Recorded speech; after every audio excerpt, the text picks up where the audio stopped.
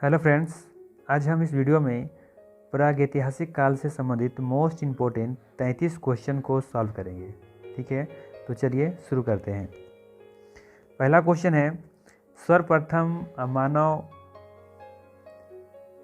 सदृश प्राणी जो प्राक मानव से प्राजातीय रूप से भिन्न था, उसे सामान्यतः जाना जाता है। किस नाम से जाना जाता है? इसका सही ऑप्शन बताइए क्या होगा। इसका सही ऑप्शन हो जाएगा ऑप्शन नंबर बी, पिथेकैंथ्रोपस के रूप में।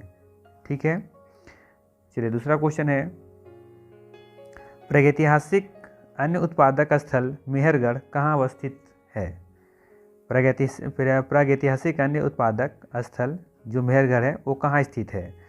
घग्गर नदी के तट पर, कच्छ के रण के पूर्वी भाग में, या बेला नदी के किनारे, या पश्चिमी बलूचिस्तान में?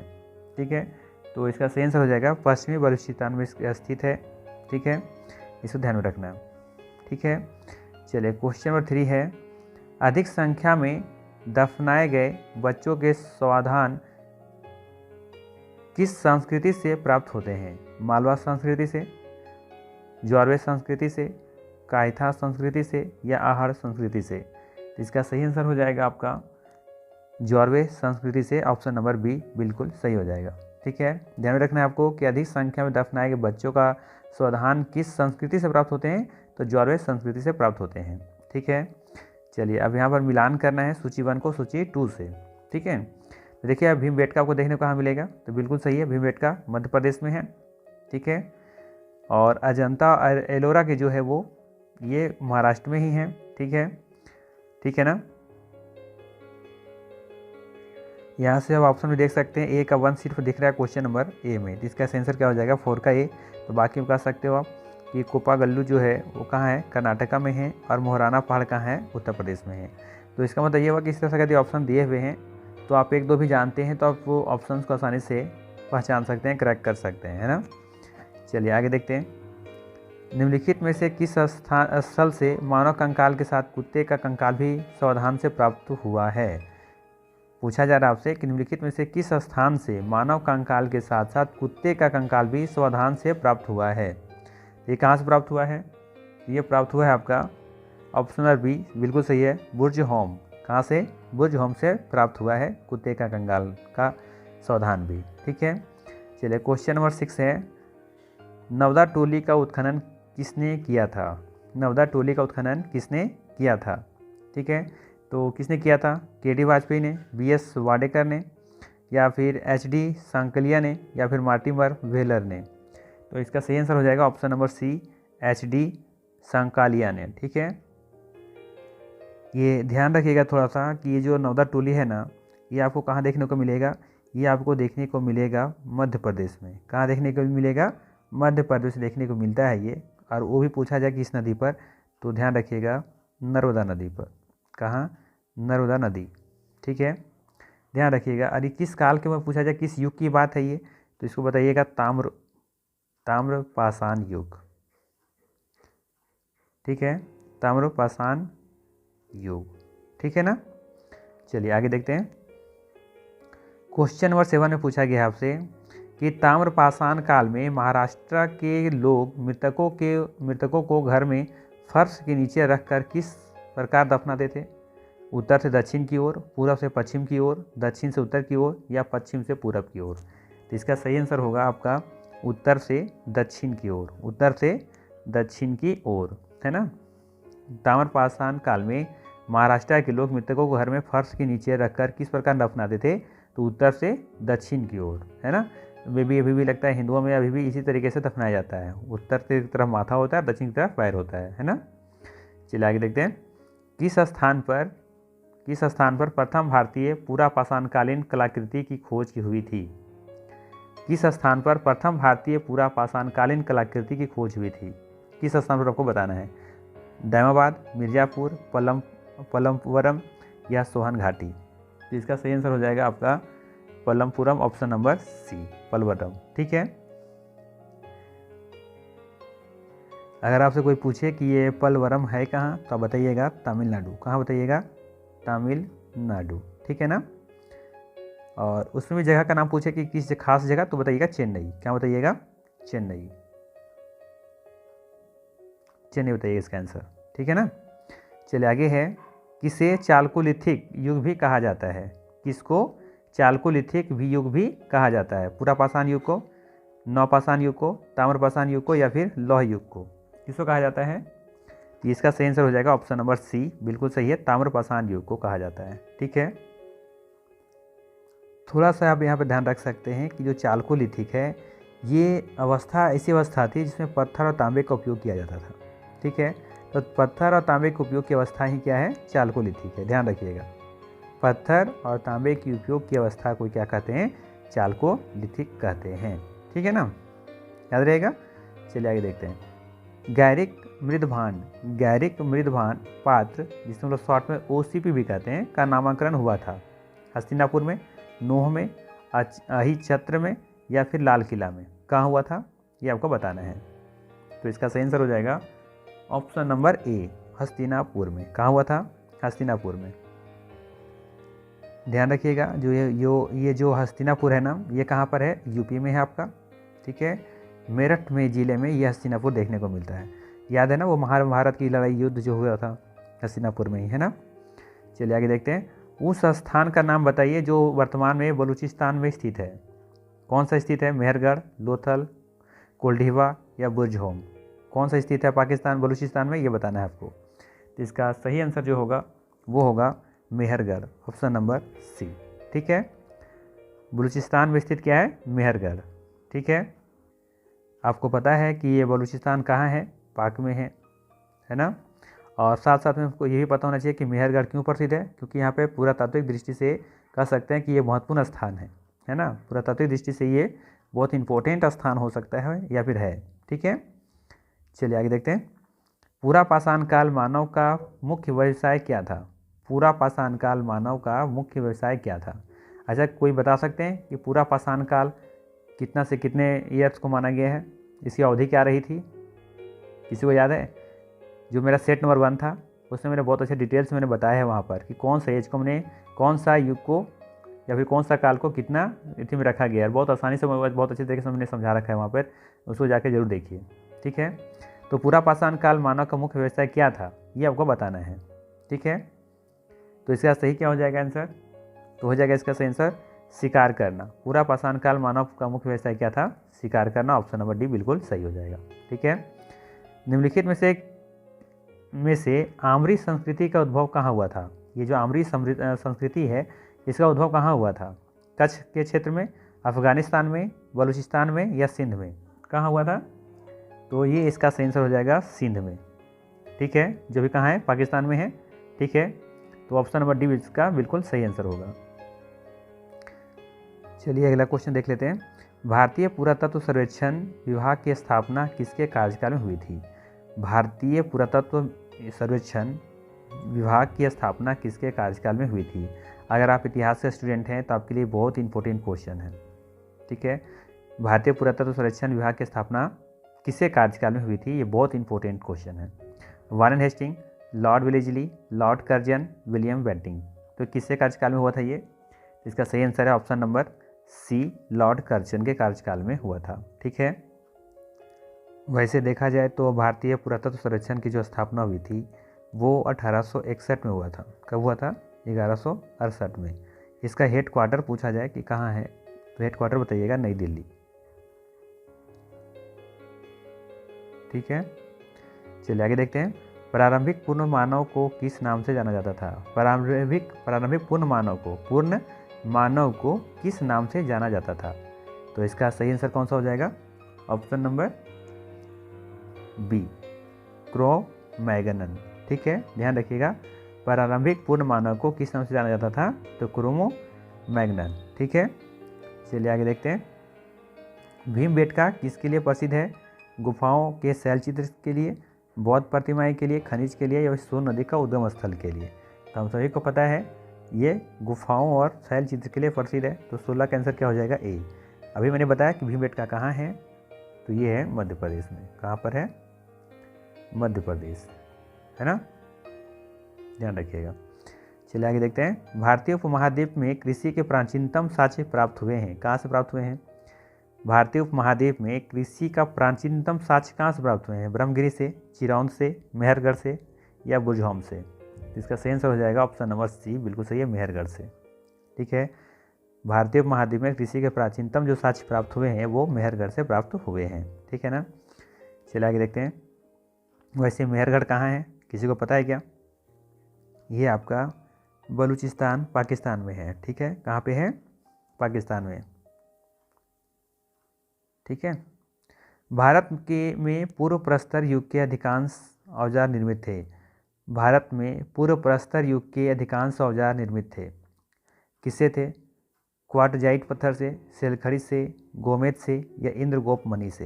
तो इसका सही आंसर हो जाएगा क्वार्टजाइट पत्थर से, यानी कि ऑप्शन नंबर ए बिल्कुल इसका सही हो जाएगा। ठीक है, ध्यान रखिएगा कि जो प्रस्तर होता है इसका मतलब होता है पत्थर। क्या होता है इसका मतलब? पत्थर होता है। ठीक है, प्रस्तर मतलब होता है पत्थर। ठीक है, चलिए आगे देखते हैं। दक्षिण भारत की वृहद पाषाण समाधियाँ संबंधित हैं, किससे संबंधित हैं? दक्षिण भारत की वृहद पाषाण समाधियाँ संबंधित है, किससे संबंधित है? पूर्व पाषाण काल से, नवपाषाण काल से, ताम्र पाषाण काल से या लौह काल से? तो इसका सही आंसर हो जाएगा लौह काल से, ऑप्शन नंबर डी बिल्कुल सही है। दक्षिण भारत की वृहद पाषाण समाधियाँ लौह काल से संबंधित हैं। ठीक है, चलिए आगे देखते हैं। निम्नलिखित स्थलों में से कौन सा प्रागैतिहासिक चित्रकला के लिए प्रसिद्ध है? निम्नलिखित स्थलों से कौन सा प्रागैतिहासिक चित्रकला के लिए प्रसिद्ध है? बाघ, अजंता, भीमबेटका या अमरावती? चलिए बताइए, अजंता, अमरावती, भीमबेटका या बाघ, कौन सा होगा? तो ये ऑप्शन नंबर आपका बिल्कुल सही हो जाएगा सी, भीमबेटका, जो कहाँ है? मध्य प्रदेश में है। ठीक है, कहाँ है? मध्य प्रदेश में है। अमरावती कहाँ देखने को मिलेगा? ये आपको तेलंगाना में देखने को मिलेगा। ठीक है, तेलंगाना में नहीं है, ये आंध्र प्रदेश में होगा, है ना, क्योंकि आंध्र प्रदेश का ये आपका शायद ये राजधानी भी है ना, प्रस्तावित है ये। ठीक है, चलिए ध्यान रखिएगा। और अजंता की गुफाएं आपको कहाँ देखने को मिलेगा? महाराष्ट्र में। ठीक है, चलिए आगे है। प्रागैतिहासिक काल का कौन सा स्थल ताम्रवती नाम से प्रसिद्ध है? प्रागैतिहासिक काल का कौन सा स्थल है जो ताम्रवती नाम से प्रसिद्ध है? कायथा, गिलूड, आहड़ या महेश्वर? तो इसका सही आंसर हो जाएगा आपका आहड़, ऑप्शन नंबर सी बिल्कुल सही है। प्रागैतिहासिक काल का कौन सा स्थल ताम्रवती नाम से प्रसिद्ध है? ये हो जाएगा आपका आहड़। ठीक है, चलिए आगे देखते हैं। पशुपालन का प्राचीनतम साक्ष्य प्राप्त हुआ है, कहाँ से प्राप्त हुआ है पशुपालन का प्राचीनतम साक्ष्य? बगौर से, कोहलिडवा से, बीरभानपुर से या कालीबंगा से? तो इसका सही आंसर हो जाएगा आपका बागौर से, ऑप्शन नंबर ए बिल्कुल सही है। ठीक है, चलिए आगे देखते हैं। इंडियन एपिग्राफी का लेखक कौन है? DC सरकार, ओल्डेनबर्ग, F पार्जिटर, HD सांकालिया? तो इसका सही आंसर होगा DC सरकार, ऑप्शन नंबर ए बिल्कुल सही है। ठीक है, ध्यान रखिएगा, एपिग्राफी का अर्थ होता है एक ऐसी शाखा जिसमें कठोर या टिकाऊ सतह पर दर्ज लिखित सामग्री का अध्ययन किया जाता है इसमें। ठीक है, एपिग्राफी का क्या अर्थ है कि कोई भी ठोस या फिर टिकाऊ कोई सतह होगा जिस पर कुछ लिखी गई सामग्री होती है, उसका अध्ययन किया जाता है एपिग्राफी में।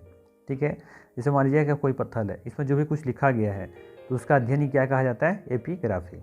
ठीक है, चलिए 24 नंबर क्वेश्चन है। निम्नलिखित में से किस मध्य पाषाणकालीन पुरास्थल से मृग श्रृंग के छल्लों की माला के प्रमाण मिले हैं? तो कहाँ से मिला है? दमदमा से, महदहा से या फिर सराय नहार राय से या फिर पटना से? कहाँ से मिला है ये? तो इसका सही आंसर है महदहा से, ऑप्शन नंबर बी बिल्कुल इसका सही हो जाएगा। ठीक है, ध्यान रखिएगा, ये जो महदहा है बहुत इंपॉर्टेंट है। ये कहाँ है? ये आपको देखने को मिलेगा प्रतापगढ़। कहाँ? प्रतापगढ़। ठीक है, ये प्रतापगढ़ कहाँ है? ये प्रतापगढ़ आपका उत्तर प्रदेश में है, यूपी में है। ठीक है, और इसी महदहा से बात करें तो यहाँ पे 28 कंकाल मिले हैं। ठीक है, 28 कंकाल मिले हैं इस स्थल से। यहाँ से हड्डी के उपकरण और आभूषण भी मिले हैं। क्या क्या मिले हैं? ध्यान रखिएगा, आभूषण और उपकरण भी मिले हैं। साथ साथ में यहाँ तो ये तो देख ही रहे हैं कि मृग का छल्ला भी मिला है। ठीक है, और साथ साथ में यहाँ पर एक गर्त चूल्हा भी मिला हुआ है, गर्त चूल्हा। ठीक है ना, तो इतना चीज़ों को ध्यान में रखना है, इसलिए इम्पोर्टेंट है ये महदहा। कहाँ पर है? उत्तर प्रदेश में है, प्रतापगढ़ जिले में है। ठीक है, चलिए आगे देखते हैं। राख का टीला निम्नलिखित किस नौ पाषाणिक स्थल से संबंधित है? राख का जो टीला है निम्नलिखित किस नौ पाषाणिक स्थल से संबंधित है? बुद्धिहाल से, संगनकल्लू से, कोयलिडवा से या फिर ब्रह्मगिरी से? तो इसका सही आंसर कौन सा हो जाएगा? ऑप्शन नंबर बी बिल्कुल सही है, संगनकल्लू। ठीक है, इसको ध्यान रखिएगा, ये जो आपका है ये आपको कर्नाटका में है। ठीक है, कहाँ पर है? कर्नाटका में है। ठीक है, ध्यान रहेगा। और जिला का तो पूछा जाए तो एग्जैक्ट तो मुझे नहीं याद आ रहा है, बट क्या था, शायद बेलारी था, बेलारी करके कुछ है, बेलारी जिला। ठीक है, तो इतना तो इसको ध्यान में रखिएगा, लेकिन इसको जरूर ध्यान में रखिएगा कि ये कर्नाटक में है और शायद ये बेलारी जिला में है। ठीक है, बट मुझे कंफर्मेशन नहीं है, थोड़ा सा देखना पड़ेगा। ठीक है ना। चलिए, निम्नलिखित में से किसे फलक संस्कृति कहा गया है? किसे फलक संस्कृति कहा गया है? निम्न पुरापाषाण कालीन संस्कृति को, उच्च पुरापाषाण कालीन संस्कृति को, मध्य पुरापाषाण कालीन संस्कृति को या हड़प्पा पुरापाषाण कालीन संस्कृति को? तो इसका सही आंसर हो जाएगा, बिल्कुल सही कह रहे हैं आप लोग, ऑप्शन नंबर सी, मध्य पुरापाषाण कालीन संस्कृति को कहा जाता है। ठीक है, फलक संस्कृति। ठीक है ना। ध्यान रखिएगा कि ये जो पुरापाषाण कालीन संस्कृति है, इसको जो फलक है ना, फलक संस्कृति, इसका जो कहा था, इस युग को फलक संस्कृति जिसने कहा था उसका नाम था, उनका नाम था, ऊपर हम लोग देखे थे, HD संकालिया। HD संकालिया साहब ने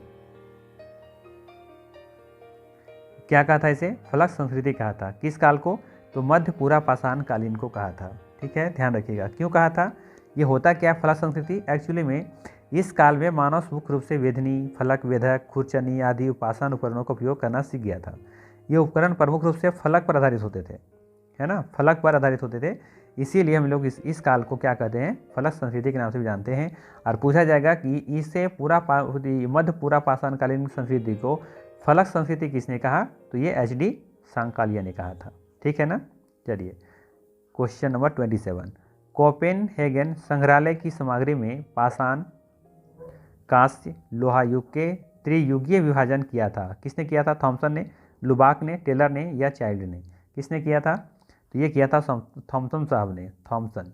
ठीक है, ऑप्शन नंबर ए बिल्कुल सही है, थॉमसन ने कोपेनहेगन संग्रहालय की सामग्री से पाषाण, कांस्य, जो लोहा युग का त्रियुगीय विभाजन जो किया था वो कौन किया था? थॉमसन साहब ने किया था। ठीक है ना। चलिए, भीमबेटका की गुफाएं कहाँ स्थित है? तो ये देखिए मध्य प्रदेश में ये भी है, ये भी दिख रहा है। संगरौली ये शायद आपका, हाँ ये भी तो ही है।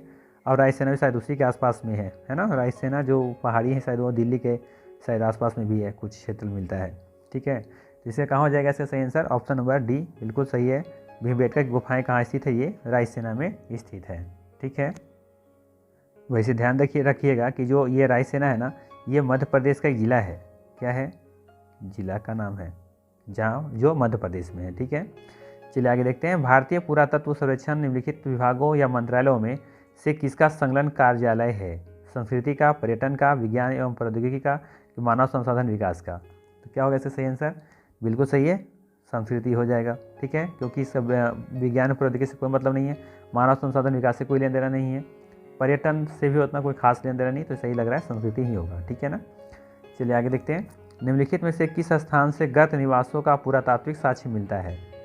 निम्नलिखित में से किस स्थान से गर्त निवासों का पुरातात्विक साक्ष्य मिला है या मिलता है? राखीगढ़ी से, गुफ कराल से या मेहरगढ़ से या फिर बालाकोट से? तो बिल्कुल सही इसका आंसर क्या हो जाएगा? गुफ कराल से, ऑप्शन नंबर बी बिल्कुल सही हो जाएगा। ठीक है, चलिए आगे देखते हैं। उस स्थल का नाम बताइए जहाँ अस्थायी जीवन के प्रमाण मिले हैं। उस स्थल का नाम बताना है, स्थल का जहाँ अस्थायी जीवन के प्रमाण मिले हैं, है ना, जहाँ पर अस्थायी जीवन थी। जैसे होता है ना, एक तो होता है स्थानांतरित कृषि जो लोग करते थे, यहाँ से उठकर वहाँ चलते थे, घुमक्कड़ टाइप जो लोग होते थे, तो वैसा लोग नहीं, जैसे जो खास जगह पर रह करके जो अपना जीवन यापन कर रहे थे, तो ऐसे लोगों को हम अस्थायी जीवन कहेंगे। तो अस्थायी जीवन के प्रमाण कहाँ मिले हैं? धौलावीरा से मिले हैं, कालीबंगा से, मेहरगढ़ से, फिर सुतको गेंदौर से। कहाँ से मिले हैं ये? इसका सही आंसर हो जाएगा आपका मेहरगढ़ से। ठीक है, कहाँ से? मेहरगढ़ से मिले हैं, जहाँ पर अस्थायी जीवन के प्रमाण मिले हैं। ठीक है, चलिए आगे देखते हैं, मेहरगढ़ कहाँ था, बताया था अभी, याद है कहाँ है, जब बताया था ना अभी, मेहरगढ़ पाकिस्तान में था।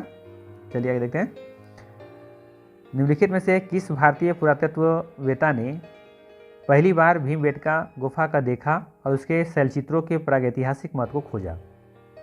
ये पहला व्यक्ति कौन थे? तो इसका सही आंसर जो होगा वो होगा वीएस वाकनकर। ऑप्शन नंबर सी बिल्कुल सही है। ठीक है, चलिए आज का लास्ट क्वेश्चन, प्रथम मानव जीवाश्म भारत की किस नदी घाटी से प्राप्त हुआ है? प्रथम मानव जीवाश्म भारत की किस नदी घाटी से प्राप्त हुआ है? ठीक है, ये पूछा गया आपसे कि प्रथम मानव जीवाश्म भारत की किस नदी घाटी से प्राप्त हुआ था। किस घाटी से प्राप्त हुआ था? गंगा घाटी से, यमुना घाटी से, नर्मदा घाटी से या ताप्ती घाटी से? तो बिल्कुल सही बता रहे हैं, ऑप्शन नंबर सी बिल्कुल सही है, नर्मदा घाटी से। ठीक है, नर्मदा कहाँ से निकलती है वैसे कोई बता सकते हैं? ये निकलती है अमरकंटक से। अमरकंटक से कहाँ है ये? है आपका मध्य प्रदेश में। ठीक है ना, तो ये थे हमारे 33 प्रश्न। ठीक है, कैसा लगा ये वीडियो कमेंट करके मुझे ज़रूर बताइएगा। ठीक है, अब हम लोग इसके बाद जो नेक्स्ट अध्याय है उसको लेकर के आएंगे, सिंधु सभ्यता। ठीक है, चलिए तो मिलते हैं फिर नेक्स्ट वीडियो में। Thank you.